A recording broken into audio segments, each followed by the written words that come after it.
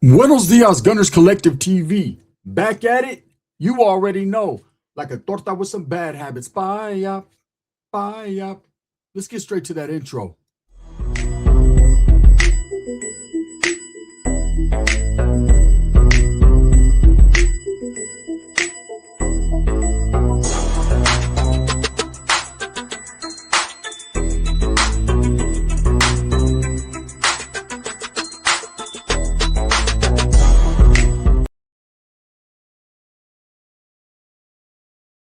Welcome back to the channel. And if you haven't already hit that like and subscribe button, make sure you go ahead and do that. Put your notification bell on all so that way you're directed in the direction of the dope content that I stay kicking. And I appreciate the support. So the California Youth Authority, right? Wow. The real gladiator school. You know, I know a lot of people will tell you their stories, and some of the stories seem far-fetched. Some of the stories seem crazy, like there's no way. But there was a will, and there was definitely a way.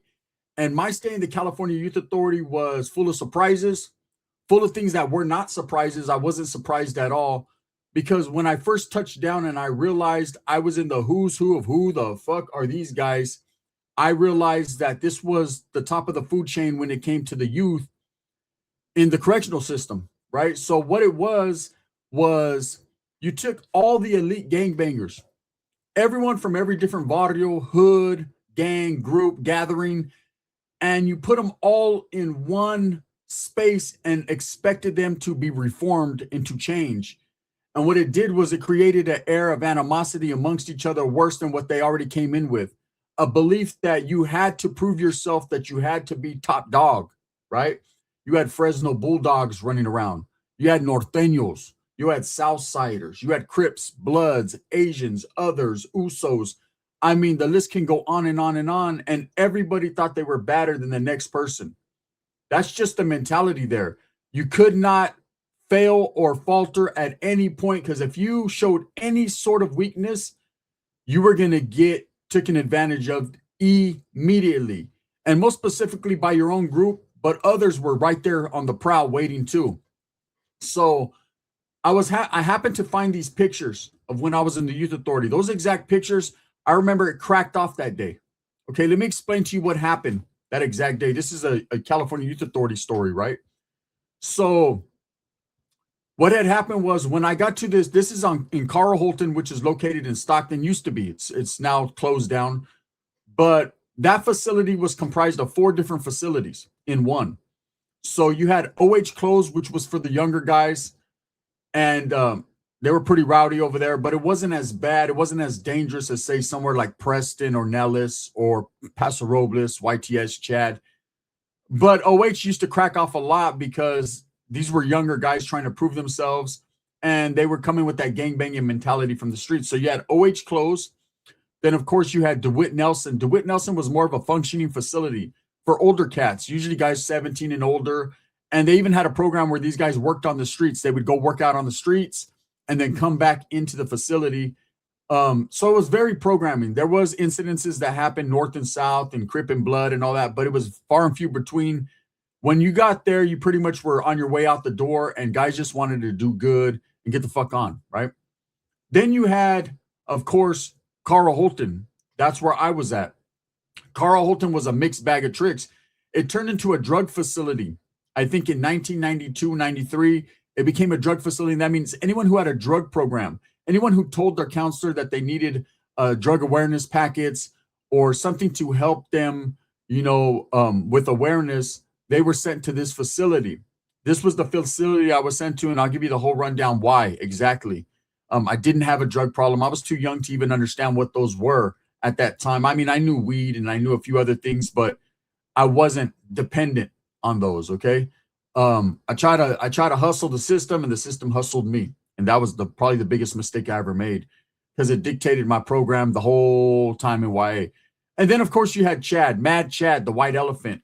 Chad opened. When Chad did open, man, there was several deaths that occurred. It was a facility usually that housed older guys. And I'll tell you right now, man, these guys were the most dominant out of the whole state of California when it came to the California Youth Authority. That and YTS. You know, YTS was a southern facility, Chad was a northern facility, and everybody caught the blues there. Every group was on site. Every group had a green light on them with each other, and it was just, you know, on and cracking, get off where you're mad at type stuff. So in Carl Holton, it being a drug facility, the reason I was placed there and I'd come from Preston there was when I was in NRCC, which was the reception, you know, my cellie thought he had all the game. And he was like, hey, bro, you know, I was new to the game. I was getting laced up. I was wet behind the ears, and he was a little bit more seasoned. He's like, hey, bro, if you want to do less time, if you want to get time off your sentence, if you want to, you know, go to OH close, which is where I wanted to go, was Northern California. I would get more visits. It's right in my backyard of Merced. Like, it was just perfect for me, right? He was like, you know, OH close being located in Stockton, which is on the 99 and the 209 right down the street.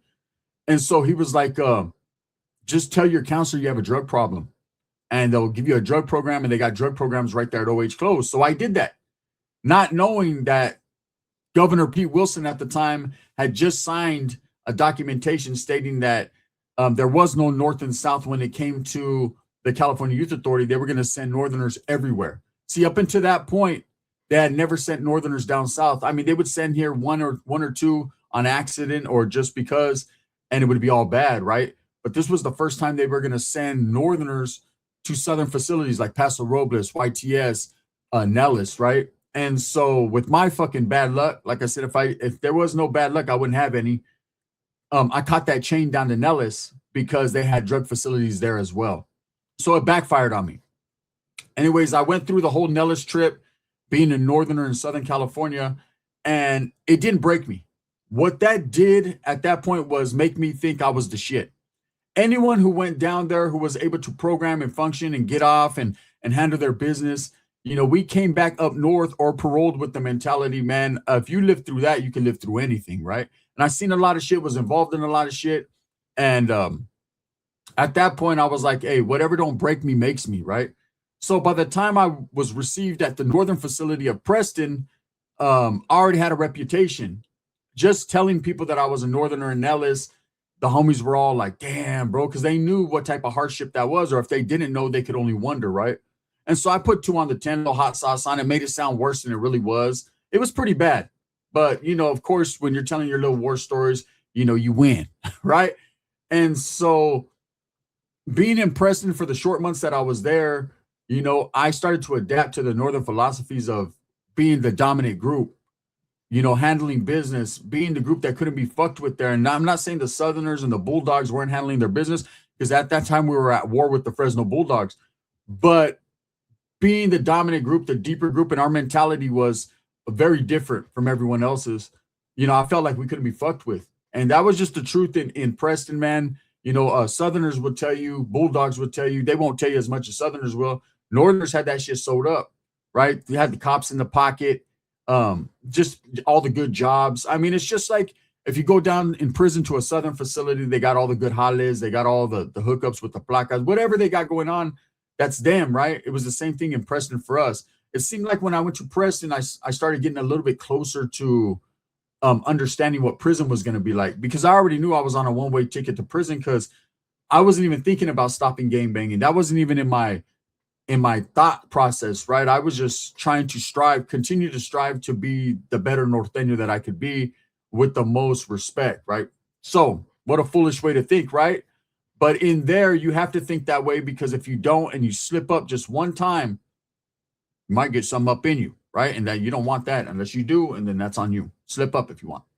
So I got involved in a couple incidences with the Fresno Bulldogs in Preston. I remember the real big one that a lot of people would talk about happened in 1994, early 94. We were going to the Chow Hall, and for whatever reason, a couple Bulldogs had landed, and they had a different type of mentality. They were stirring up problems. That's what would happen with the Bulldogs all the time. Is it'd be cool.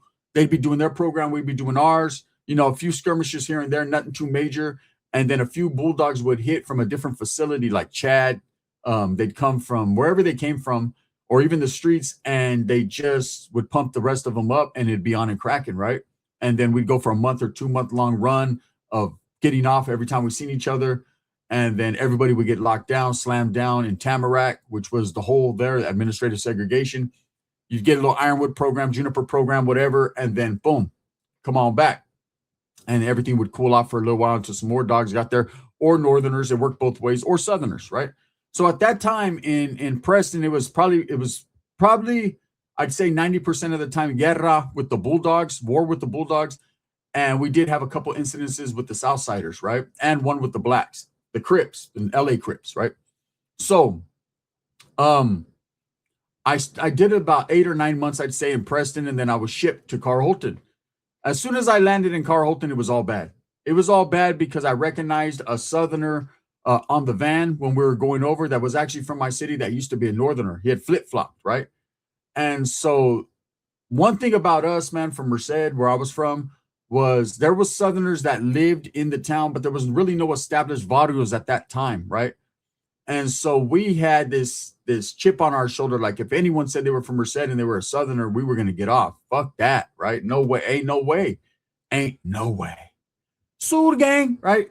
So this dude, I jump on the van. He's like, oh yeah, we're chopping it up. I know him from school. Like I knew him very well. He was a good friend. You know what I'm saying? I used to put some things in his sister back in the days, right? So let's just say that he was cool, I thought. Then all of a sudden he busted out with like, I'm a Southsider. What? How'd that happen? I'm from Atwater. What? No, you're not, motherfucker. You used to live on Meadowbrook and Beechwood. Stop it, right? And so we got into it. As soon as we were unchained, as soon as we got there, we got off right there by the van. Beep, beep, beep, beep, beep. They put me in the hole, Yuba, which is Yuba Hall, and then from there, they send me to, which was, I guess, the reception unit. And then I was sent to Mona Hall. And that's where these pictures were taken. Mona Hall and Holton. Now, Mona Hall was a bunch of J-Cats. I hated it. You know, it seemed like they put a whole bunch of J-Cats on that unit. It seemed like they put a bunch of youngsters, wild motherfuckers on that unit. And it just wasn't laced up like I thought it should be, right? Now, there were some really heavy hitters right there. There were some cool homeboys. Me, Bad Boy from Sacramento, Clumsy from Hanford, you know, just a few good homeboys. Good, solid homeboys. But there was a lot of cats. And so it was kind of a fucked up unit, to be honest. It was like the laughing stock of the facility. There's always one of those, right? And it wasn't that we wouldn't handle our business, we weren't getting off. Of course we were, and motherfuckers wouldn't say nothing to our face individually, right? But we all know Mono had that reputation. It just was weird, right? So anyways, what had happened was one day, you know, it was a little bit different in CYA. And this was, Holton was more of a programming situation. There wasn't too much cracking off, but when it did, just like anywhere else, right? But it was a lot less than Nellis or TS or Chad or places like Paso that fucking just rocked all day, every day. And so I got a little complacent, a little content, and a little just used to no drama, right? And there was an officer, she worked there. I'll never forget, Mexicana.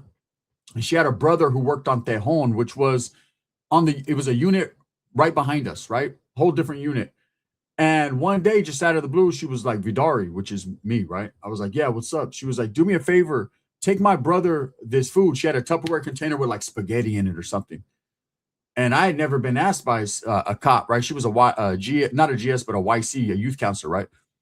To go take some food to someone. Like, bitch, take your own food, right? But at the same time, I was going to be able to wiggle to get outside of the building and go see the other building, see the homies over there. And that was cool. So I was like, all right, cool. So her brother's name was Nick, I remember. And so I walk over there. And as I'm walking over there, there's this counselor. She's a black lady, pretty as hell, right?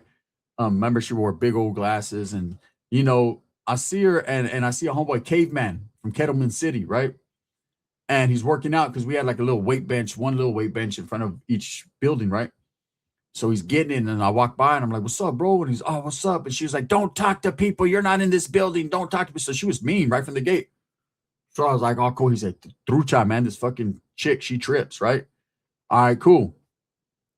Bam. So I go into the building, give old boy his shit. He's like, all right, go back to your building. He didn't even say thank you, punk ass motherfucker. Just go back to your building. I should have spit in that shit. So anyways, I give him his food. As I'm leaving, I tell the homeboy, all right, now. She's like, just keep facing forward and walk into your own building. You can't have interaction with other. Bitch, if you don't shut up, you know what I'm saying? I mean, you look good, but your attitude makes you ugly as hell. So I leave. But mind you, I'm about a 14, 15-year-old kid, probably about 15 years old at this time, maybe 16, right? 16, I believe. And look, man, she's an older woman. I'm a 16-year-old kid. I didn't look at her like that. I was just like, shut up, right? So I get back to my building. Well, lo and behold, about a month later, they're gonna switch out some counselors around in the facility, and she walks in, right? And I see her, and I'm like, oh man, I'd already told the homeboys the story of what happened. I was like, man, this chick right here is no joke, bro. She's one of those cops that's just treats motherfuckers like shit bad, right? Is what I thought. So of course she comes in and my counselor. So the way it was in YA is you were assigned a certain to a caseload, right? And one of those YCs was going to be your direct counselor. That was going to be your YC, right? And so they did all your paperwork, parole, probation, whatever. They dealt with you. Who you think I got, right? She comes in, boom, I'm on her caseload. So she's different. She's by the book. She takes us all into the building, into the office, and there's like 20 of us on her caseload. And she starts telling, I don't want you on my caseload. I don't want you on my case. Just crazy, right? She was like, we're all going to stick together. We're all going to help each other parole. We're like, just, I get it, but I'm like, damn, man, I'm just trying to get, you know what I'm saying? Just get by, get a salt by and live. I was paroling maxed out anyways. It wasn't going to change me nothing. So for some reason, she kept calling me into her office. She took a liking to me. She ended up becoming very, very cool, right? She actually ended up falling in love with me. So let me tell you what happened, right? So, you know, I could tell she started to have some type of feelings for me. Now, mind you, she's an older woman. I'm a younger kid. So that wasn't good. SPM ass bit, right? That wasn't good. But to me, it was because I was able to facilitate some extracurricular things from the streets. So I remember the first time I was like, man, she was like, what's wrong? What's wrong? And I used to always be in there with her, like doing paperwork because I was helping people with their social thinking skills, helping people prepare for board to go parole, right? Even though I wasn't doing this shit, I've always been a good writer. So I was helping people do that. And so I was like her right-hand man, but it was good because I could see that big old booty every day and her breath smelled good. And I mean, she wasn't bad to look at. And she brought me burritos from the taco truck. That was the first lick. She was eating a salad, and I said, man, that looks good. I haven't had nothing that looks like that in a long time. She goes, what's your favorite food? I said, man, I'll kill somebody right now for a burrito from a taco truck. She says, you won't have to do that. The next day, she brings me a big-ass burrito from the taco truck, right? A couple days later, she brings me 2 burritos, one for me and one for the homie, Shorty from Salas, who was my celly, right? And on goes on and on goes on, right? Little by little. Now, there was never nothing really illegal at that point. It was just more so burritos, McDonald's, Burger King, shit like that. And we'd go in the office and she'd have the food and then she'd shut the drapes so no one could see and boom, I'd eat. And I look at to this day, I don't know why she took a liking to me. I didn't do nothing extra, nothing special. I wasn't a good looking motherfucker back then. I was a skinny, pimply face Norteño, right? I just didn't care. But it was what it was. And so, anyways, what happened was the homeboys were like, hey, fool, because I told them, you know what I mean? A couple of the homies, my celly, and a couple homies like, hey, fool, this chick be breaking me off. She'd be bringing me food and everything. Now, up until that point, I never did nothing sexually with her, nothing like that, right? I wanted to, right? But she just wasn't just like that. But I could tell she was like, she would just sit there and look at me, stare at me and smile. And, you know how you can feel when someone's feeling you? Man, stop it. You know already how it goes. So anyways, whop it. I'm trying to like see how far I could take this. And I was like, man, I told the homeboys, they're like, hey, see if you can get a camera. Because back then we all wanted to be gangsters and flick it up. And we used to get disposable cameras. You know what I'm saying? If you can hustle and get a disposable camera, you flick it up with the disposable camera. They take the film, go develop it, bring you the pictures. And you can take some different type of poses. Because the only time you had action really at pictures is if you got like, they started having like these picture ducats. But before that, you have to go to visiting to take pictures with your family and shit, right? But motherfuckers want pictures on the yard all gangstered out. You know how it is. So the homie was like, hit her up. I was like, fool, I don't know if she'll do that. Fuck it then. So one day I was like, she had a picture of her kid who looked damn near older than me, right? It was her daughter. And I was like, you know what? I wish you had a picture of me on there. And she goes, I get you every day. I don't need a picture. I said, yeah, but I'd like for you to have a picture. I mean, like I want pictures of my family. I barely get visits. So I'm running game. And she was like, well, why don't you just get a picture ducket? And I was like, nah, because I want to take like some cool pictures. So she was like, what do you want? I said, man, if you can bring me a motherfucker, you know what I mean? Right? I try to hustle. She was like, I don't know about that. Let me think about it. The next day she brought it, right? So she was like, well, what do you expect to do with that? I said, you got to take him and go develop them. She was like, oh, I got to take him and go develop him. She's smiling and laughing. She's like, oh, okay. So bam. I was like, man, I'm gonna need one more thing for my pictures. She's like, what? I said, you know, you might say no or you might say yeah. She said, well, I don't know what I could say no to at this point. I said, I need a red bandana. Right? I wanted to be gangster. She brought that shit. She brought that shit. She brought that shit that same day. She went to lunch and brought that back with a burrito. I was happy. I was like, a red bandana and a burrito? Norte gang. And so, anyways, that's these pictures that you see. I flicked it up, right? Me and the homeboys. There was actually pictures of me and my homeboy Poetico from Sanjo. He flicked it up. We were in the day room and shit. Shorty from Sala. Like, just we flicked it up. And so that was all good in the hood. Well, let me explain to you what happened. So as we're out here flicking it up, the Southerners are peeping us out. Right? Salute gang. They're peeping us out and they're seeing what's going down. And I think they had kind of been up on game, like, hey, because every time that chick would come out, like she would try to talk to me out there in the yard, and just I don't know, I had it good with her. You could tell, right? There was no fucking hiding it. Everyone, even the cops said, damn, girl, your dick's damn near in his hand. His dick's damn near in your hand. What the fuck? So she was on me.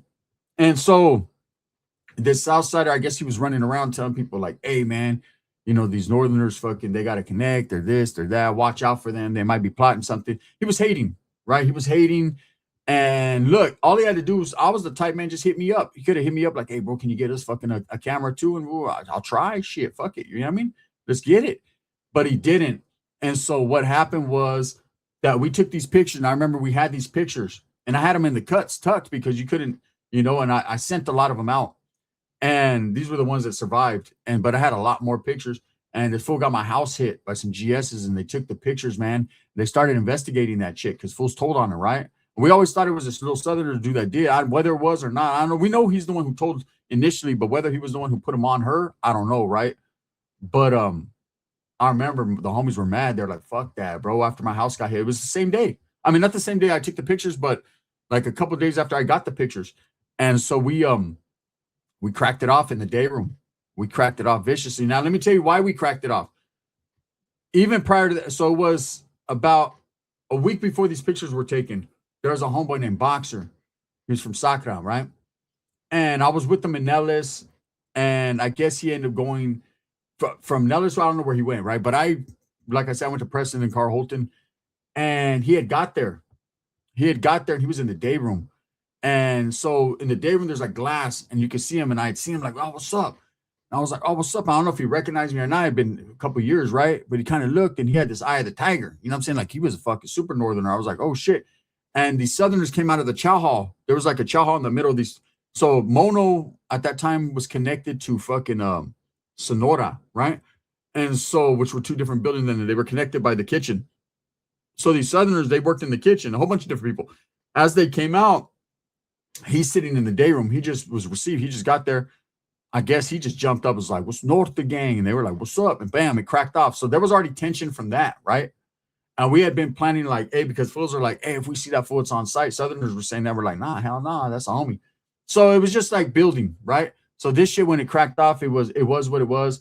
We ended up, it was a good one, man, back and forth, right? And then, you know, that Southerner who I guess was telling, man, his own homeboys rolled him up and they got rid of him. So yeah, man, those pictures led to a lot. I'll never forget, you know, California Youth Authority was like that. You know, you hustled a little bit, it was fun. You had fun doing it, and then it would crack off. It always ended with a fight. Always fucking ended with a fight. So anyways, if you guys enjoy these California Youth Authority stories, I'm going to be telling you guys a lot more of them, man, and prison stories as well. You know, hit a 1. Make sure that you tap in, like, and subscribe. If you're not liking and subscribe to the Collective Clips, make sure you go over there, and it's all love. With that being said, thumbs up or thumbs down. Heavy's going to be the head that wears the crown. I'm going to continue to strive, struggle, and strive for what I honestly and truly believe in. That's the betterment of all people. This video right here is sponsored by Barrio Liquors in Turlock, California. If you're ever in the Turlock area, pull up to Barrio Liquors and get you something icy and cold to drink.